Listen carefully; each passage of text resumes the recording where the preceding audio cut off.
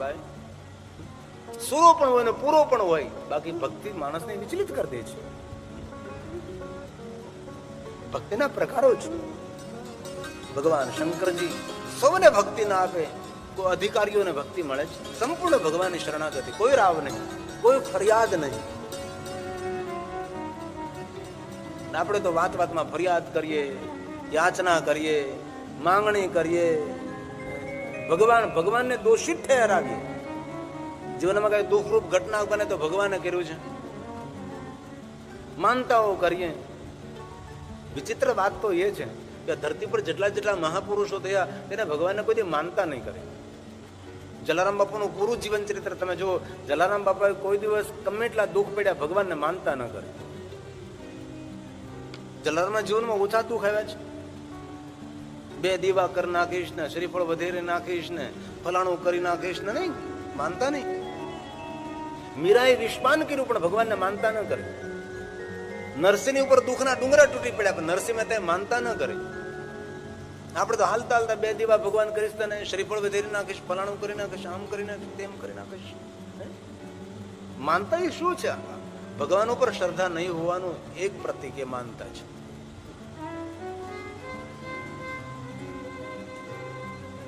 કહત સુનત રઘુપતિ ગુણ ગાથા, કચ્છ દિન તહા રહે ગિરનાથા. શિવ અને સતીએ થોડા દિવસો માટે ત્યાં નિવાસ કર્યો, સાધુને સાથે સત્સંગ કર્યો છે, પ્રશ્નોત્તરી કરી, સંવાદ કર્યો છે, વિવાદ નથી કર્યો. મુનિસન વિદા માગી ત્રિપુરારી. ભગવાન શિવજી કુંભજ ઋષિ પાસેથી વિદાય માગી છે. ચલે ભવન સંગ દક્ષ. દક્ષ પુત્રી સતી અને ભગવાન શિવ કુંભજ ઋષિનો આશ્રમ છોડીને જવા લાગે છે. ત્રેતા યુગ ચાલે છે. જેમની કથા સાંભળી એ જ ભગવાન સામે મળે છે. જેને દિલથી ને હૃદયથી ભગવાનની કથાનું શ્રવણ કર્યું હોય કોઈ પણ રૂપમાં તેને ભગવાનની ઝાંખી થઈ જાય છે. રામજી આવે, ઝાડ ઝાડ પાન પાનને પૂછે છે. સુંદર ભગવાન રામજી લીલા કરે. શિવનું દર્શન દૂરથી ભગવાન મહાદેવ જોવે છે અને સતીને કહેવા લાગે, સતી જેમની કથાનું શ્રવણ કર્યું એ જ ભગવાન રામ છે. ત્રેતા યુગ ચાલે, પ્રભુ લીલા કરે છે, દર્શન કરો. સતીના મનમાં સંશય થયો કે ભગવાન આવા થોડા હોઈ શકે છે. આ તો ઝાડ ઝાડ પાન પાનને પૂછે, રડે છે. તેની નારીનું હરણ થયું છે, તેને ગોતવા માટે નીકળ્યા છે. ભગવાન આવા કઈ રીતે હોઈ શકે છે? પણ ભગવાન શિવ જય સચ્ચિદાનંદ જગ પાવન, જગતને પાવન કરવા માટે, ધરાને ધન્ય કરવા માટે ભગવાન પ્રભુ આપ અદ્ભુત લીલા કરો છો. રામચરિત માનસ. જય સચ્ચિદાનંદ જગ પાવન, જગ પાવન અસ કરી ચલે મનોજ. ભગવાન મહાદેવજી ચાલવા લાગે, જય જયકાર કરતા. પણ સતી વારંવાર શિવને પૂછવા લાગે છે. જ્યારે મહાદેવજીએ કહ્યું તમારા મનમાં સંશય થયો છે, તમારા સંશયને જલ્દી દૂર કરો. સંશય લાંબા સમય સુધી રહે એ સારું નહીં. તમે જાઓ, પરીક્ષા કરો, પણ વિવેકનું જતન કરજો, વિવેક રાખજો. જ્યાં સુધી આપણી યોગ્યતા પ્રમાણે મળે ત્યાં સુધી વિવેક રહે છે. આપણી યોગ્યતાથી વધારે જ્યારે મળી જાય ત્યારે માણસ પોતાનો વિવેક ચૂકવા લાગે છે. સતી પરીક્ષા કરવા જાય છે. સતી સીતાનું રૂપ લે છે. રામજી અને લક્ષ્મણ જે આવે તેની સામે ઉભા રહે છે. રામજી ઓળખી ગયા છે અને ભગવાન રામ અને સતીનો સુંદર સંવાદ છે. અંતે સતી સીતાનું રૂપ લઈને રામની પરીક્ષા કરે છે. સતી પાછા ફરે છે. ભગવાન શિવજી સમજી ગયા સતીએ ભૂલ કરી છે. મન હિ મન ભગવાન શિવજી સતીનો ત્યાગ કરે છે. શા માટે? સતી જૂઠું બોલ્યા, કછું ન પરીક્ષા લેની હી ગોસાઈ. મેં કોઈ પરીક્ષા નથી લેતી, જો તુમ કહો સુમૃષા નો. મહાદેવ આપ કહો એ સત્ય જ હોય. સતીનો ત્યાગ કર્યો છે. મન હિ મન ત્યાગ. સતીને તો ખબર પણ નથી. દેવતાઓ જય જયકાર કરવા લાગ્યા છે. ધન્ય છે મહાદેવ, આપ જેવી પ્રતિજ્ઞા કોણ કરી શકે? તમારા જેવો ત્યાગ કોણ કરી શકે છે? આ દુનિયાએ જય જયકાર ત્યાગનો કર્યો છે, સમર્પણનો ત્યાગ કર્યો છે, બલિદાનનો ત્યાગ જય જયકાર થયો છે. જેને મેળવ્યું તેનો જય જયકાર ઓછો થયો, જેને છોડ્યું તેનો જય જયકાર થયો. જેને ત્યાગ કર્યો છે, જેને જીવનમાં કાંઈ કર્યું છે એની પ્રશંસા થઈ છે. રાજમહેલોમાં રહેતા રાજાઓની પ્રશંસા ઓછી થઈ, ઝૂંપડામાં રહેતા સંતોની પ્રશંસા વધારે થઈ. જલારામ બાપા રાજમહેલમાં નહીં રહેતા હતા, દુનિયા હજી તેના ગુણ ગાય છે. નરસિંહ મહેતા રાજમહેલમાં નહીં, હજી પણ નરસિંહના ગુણો ગાય છે. મીરાજે રાજમહેલ છોડી દીધો. દેવતાઓ મહાદેવનો જયજયકાર કરે, ચલત ગગન ભય વીરા સુહાય, આખું આકાશ ગુંજી ઉઠ્યું છે. સતીના મનમાં થયું કે શા માટે આ શિવજીનો જયજયકાર કરવા લાગ્યા છે. સતી વારંવાર પૂછવા લાગે, જ્યારે શિવ એમ કહે છે આપણે કૈલાસ જતા રહી, કૈલાસ જઈને વાર્તાલાપ કરશું. ભગવાન શંકરજીએ સતીને કહ્યું નથી કે મેં તમારો ત્યાગ કર્યો છે, પણ સતી સમજી ગયા જરૂર કઈ સંકલ્પ થયો છે. શિવ અને સતી કૈલાસ પહોંચે છે. સતી ભગવાન શંકરજીને પૂછે એ પહેલા ભગવાન મહાદેવ ધ્યાનસ્થ થઈ જાય. 87,000 વર્ષો વીતી જાય છે. શિવજી ધ્યાનમાં બેસી ગયા છે. સતીને મને સમજાણું છે મેં કઈ ભૂલ કરી છે. સતી ક્ષમા માગે છે. ભગવાન શિવ નેત્રો ખોલે છે. સતીને કહે છે મારી સામે બેસો, હું તમને મારા ઈષ્ટ ભગવાન રામની કથા કહું. અને ભગવાન શંકરજી કથાનો પ્રારંભ કરે. લગે કહન હરિ કથા રસાલ, રસથી ભરપૂર ભગવાન શિવ કથા કહેવા લાગે છે. ભગવાન મહાદેવ સ્વયં કથા કહે છે. સતી કથાનું શ્રવણ કરે છે.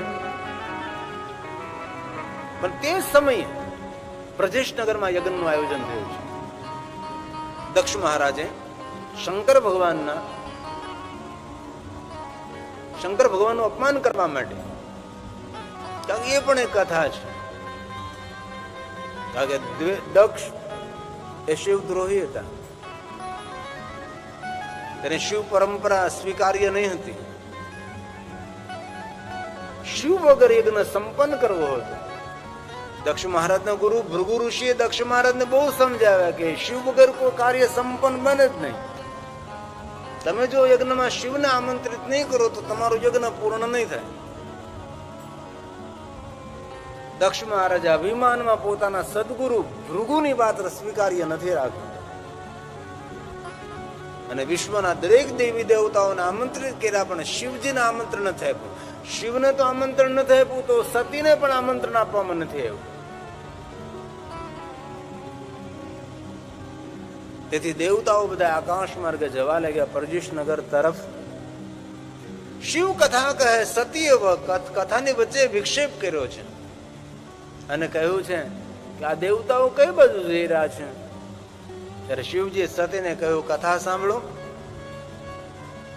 કોણ ક્યાં જઈ રહ્યું છે, કોણ ક્યાંથી આવે છે, કોણ શું કરી રહ્યું છે. એમાં તો જીવન ઓછું પડે છે આપણું. ભગવાનની કથાનું શ્રવણ કરો. પણ સતીનું કથામાં મન લાગતું નથી. સતી વારંવાર શિવને પૂછવા લાગે છે.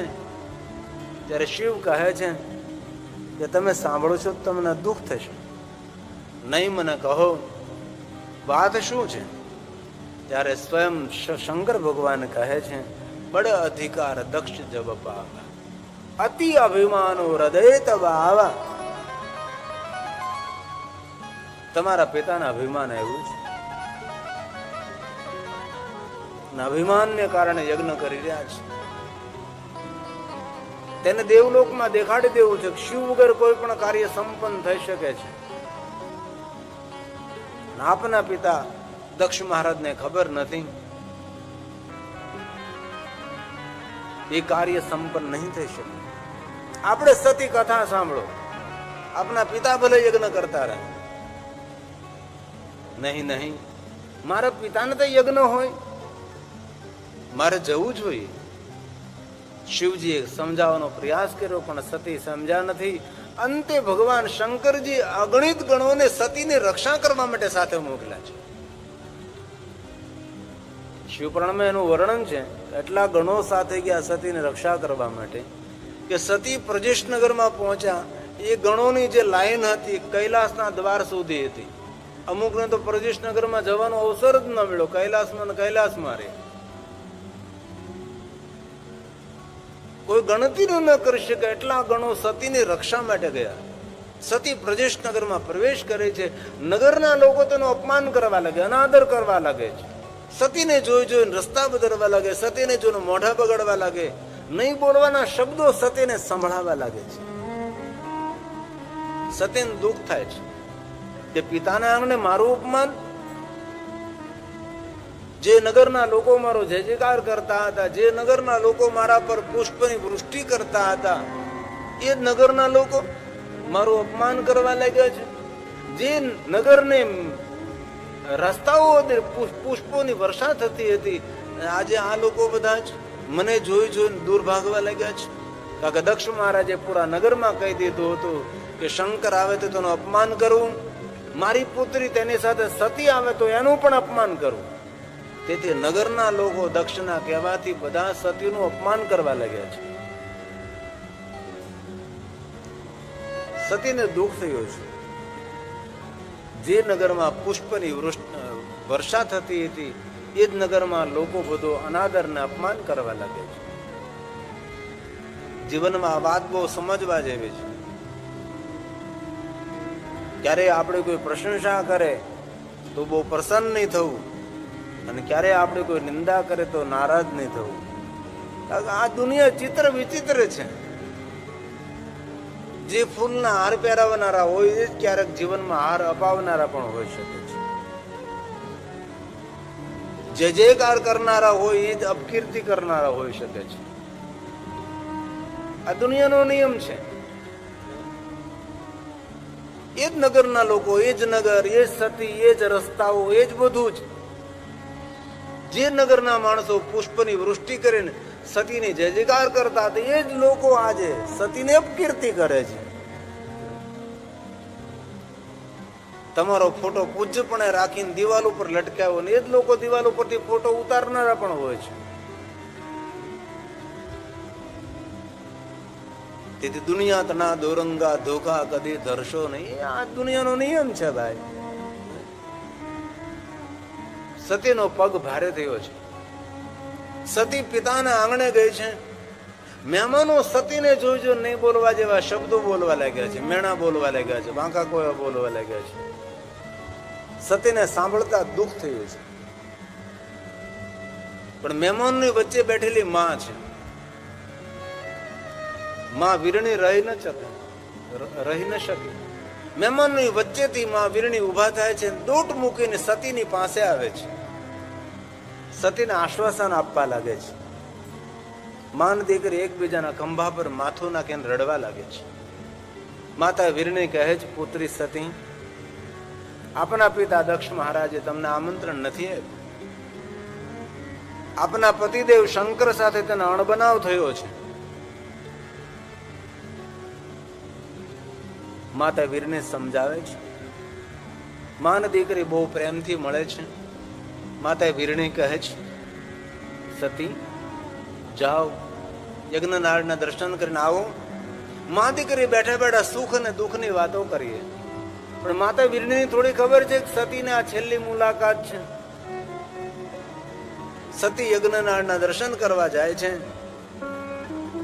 દરેક દેવતાઓનું માન સન્માન સ્થાપન, શિવજીનું કોઈ સ્થાન નથી. સતી પોતાના પિતા દક્ષ પાસે જાય છે અને કહે છે, પિતાજી, આપ જાણો છો યજ્ઞનું ફળ આપનારા શિવ છે, જજમાનનું સર્વ મંગલ કરનારા શિવ છે, અને તમે શિવને યજ્ઞમાં આમંત્રિત ન કર્યા, આપનો યજ્ઞ કઈ રીતે પૂર્ણ થશે?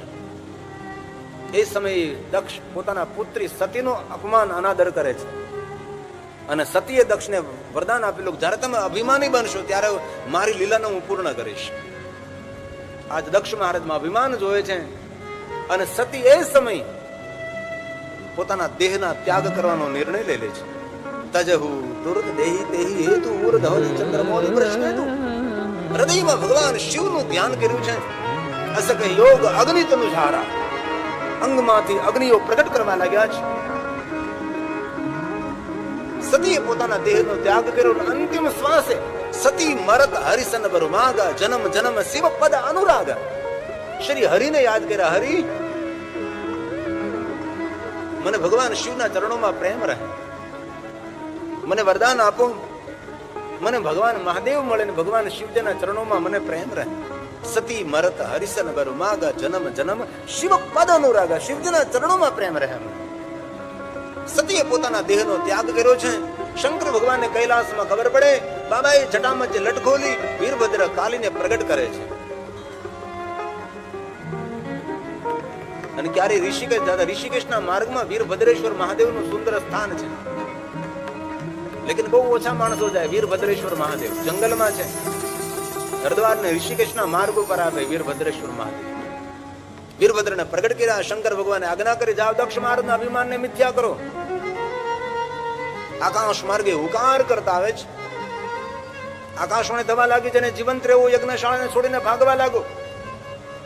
આકાશવાણી સાંભળતા સૌ પોતા યજ્ઞશાળા છોડીને ભાગવા લાગે છે. ભૃગુ ઋષિ દક્ષ મહારાજને કહે, દક્ષ, હવે શંકર ભગવાનનો કોપ છે, તારી કોઈ રક્ષા નહીં કરી શકે. હું તારો સદગુરુ છું, હું પણ તારી રક્ષા નહીં કરી શકું, કારણ કે તે શિવનો અપરાધ કર્યો છે. વીરભદ્ર ત્યાં આવી પહોંચે. વીરભદ્ર ને દક્ષ મહારાજનું ભયંકર યુદ્ધ થાય છે. અને યુદ્ધના પરિણામ સ્વરૂપે દક્ષનું ધરતી મસ્તક અલગ થાય છે. યજ્ઞ કુંડમાં બળીને ભસ્મ થાય છે. ભૃગુ ઋષિ જોવે છે, એક બાજુ સતીનું શબ પડ્યું છે, એક બાજુ દક્ષનું ધડ, એક બાજુ મસ્તક યજ્ઞ કુંડમાં સળગે છે. ભૃગુ ઋષિ આદિદેવ પરમપિતા પરમાત્મા શિવને પ્રાર્થના કરી છે, હે મહાદેવ, આપ મારા ઈષ્ટ છો. મારા શિષ્ય દક્ષ મહારાજે તમારો અપરાધ કર્યો છે. ભગવાન, આપ દક્ષનું કલ્યાણ કરો. ભૃગુ ઋષિની પ્રાર્થનાથી ભગવાન શિવ ત્યાં પ્રગટ થાય છે. અને ભૃગુ ઋષિને કહે, ભૃગુ કહે, મારા દક્ષને જીવંત કરો. ભગવાન શિવ કહે, જાઓ, જે મસ્તક મળે તેનું લઈ આવો. પશુનું મસ્તક લાવ્યા છે. મહાદેવના મસ્તક આપ્યું છે. સજીવન મંત્રનો પ્રયોગ કરી દક્ષના ધડ ઉપર મસ્તકને લગાડે છે.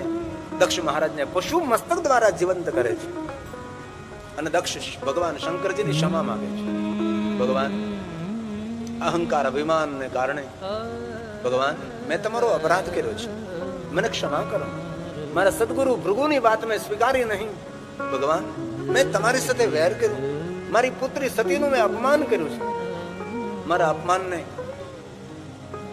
મારા દોષને, મારી ભૂલોને ક્ષમા કરો ભગવાન. અને દક્ષ મહારાજે શંકર ભગવાનની સ્તુતિ કરી છે. નમામિ દેવં વરદં વરેણ્યં, નમામિ દેવં ચ સદા સનાતનં. ભગવાન શંકરજી દક્ષ મહારાજને કહે, દક્ષ મહારાજ, વરદાન માંગો. દક્ષ મહારાજ કહે છે, જગતના કલ્યાણ માટે, વિશ્વના હિત માટે, શિવ અપરાધ, શાસ્ત્ર અપરાધ, પિતૃ માતૃ દરેક અપરાધોમાંથી મુક્તિ આપવા માટે ભગવાન શિવ આપ અહીંયા લિંગ રૂપેણ સતમહા, લિંગ સ્વરૂપે ભગવાન શિવ અહીંયા પ્રગટ થાવ તમે. અને દક્ષની પ્રાર્થનાથી ભગવાન શિવ ત્યાં લિંગ સ્વરૂપે પ્રગટ રહે છે. અને દક્ષ મહારાજને ભગવાન શિવ કહે છે, દક્ષ, જેવો વ્યવહાર બીજા સાથે કરીએ એવો વ્યવહાર આપણા માટે ફલિત થાય છે. તેથી આજથી દ્રઢ સંકલ્પ કરો, એવો વ્યવહાર ન કરો કે આપણા વ્યવહારથી, આપણી વાણીથી સામેના માણસને દુઃખ થાય. ભગવાન શંકરજી સતીના શબને લઈ હિમાલય પહાડોની ચટ્ટાનોમાં ફરવા લાગે છે. દેવતાઓ વિષ્ણુ ભગવાનને કહે છે, વિષ્ણુ ચક્રને આજ્ઞા કરે છે, ચક્ર છૂટે છે. સતીના અંગના ટુકડા થાય છે. જ્યાં જ્યાં સતીના અંગ ધરતી પર પડે, ત્યાં ત્યાં સતી પીઠોનું સામ્રાજ્ય ઊભું થાય છે. સતી પીઠોના દીપ પ્રગટ થાય છે. અંતે ભગવાન શિવ સતીના શબથી મુક્ત બને છે. ભગવાન શિવ હિમાલય પહાડોની કંદરામાં ધ્યાનસ્થ બને છે. અને સતી અંત સમયે શ્રી હરિ પાસે વરદાન પણ માંગ્યું હતું. અને સતીનો બીજો જન્મ તે કારણે હિમગીરી ગુરુ જાય જન્મે પાર્વતી તનો પાય. દક્ષ પુત્ર સતીનો બીજો જન્મ નગાધિરાજ હિમાલયને ત્યાં થાય છે. માતા મેનાવતીને ત્યાં થાય છે. નામ પાર્વતી રાખવામાં આવે છે. અને નારદજીએ પાર્વતીને શિવ ભક્તિનું માર્ગદર્શન પૂરું પાડ્યું છે. અને પાર્વતીનું મન ભગવાન શિવમાં સ્થિર થયું છે. અને પાર્વતીએ નિર્ણય લઈ લીધો કે હું ભગવાન શિવ સાથે વિવાહ કરીશ. જન્મ કોટી લગી રગર અમારી બંધવ શંભુ નાતા રહુ કુમારી. કરોડો જન્મ સુધી ભલે મારે કુંવારું રહેવું પડે, મને પરણીશ તો ભગવાન શિવને હું પરણીશ. આવો દ્રઢ સંકલ્પ કર્યો છે. અને હિમાલય પુત્રી પાર્વતી યુવાવસ્થામાં શંકર ભગવાનનું તપ કરે છે હિમાલય